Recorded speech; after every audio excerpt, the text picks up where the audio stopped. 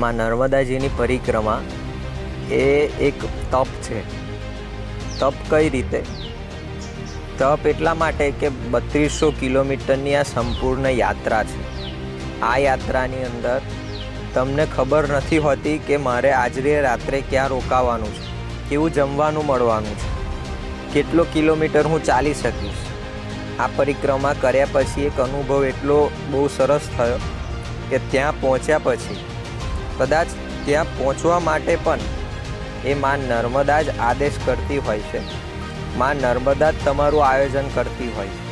તમે એમ ધારો છો કે હું 2 મહિનામાં પરિક્રમા પૂરી કરીશ કે 3 મહિનામાં પરિક્રમા પૂર્ણ કરી દઈશ, મારી આટલી તાકાત છે, હું આટલો સક્ષમ છું, હું આટલો યંગ છું. આ બધા જ અભિમાન કહી શકાય કે આપણા અંદરના આત્મવિશ્વાસ કહી શકાય, એ ત્યાં આગળ નથી ચાલતો.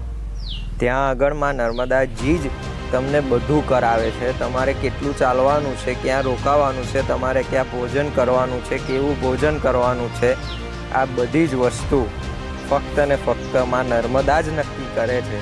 આ પર્સનલી અનુભવ મને થયો. જે દિવસે અમે એમ નક્કી કરતા કે મારે આજે 40 કિલોમીટર સાંજ સુધીમાં આ ગામ પર પહોંચવું છે, એ દિવસે અમે એ ગામ પર પહોંચી જ નહોતા શકતા.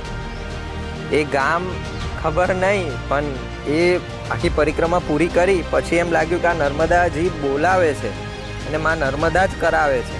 જે દિવસે ધાર્યું ના હોય કે અમે આટલા કિલોમીટર ચાલીશું, એ દિવસે અમે એટલા સૌથી વધારે કિલોમીટર ચાલી શકતા.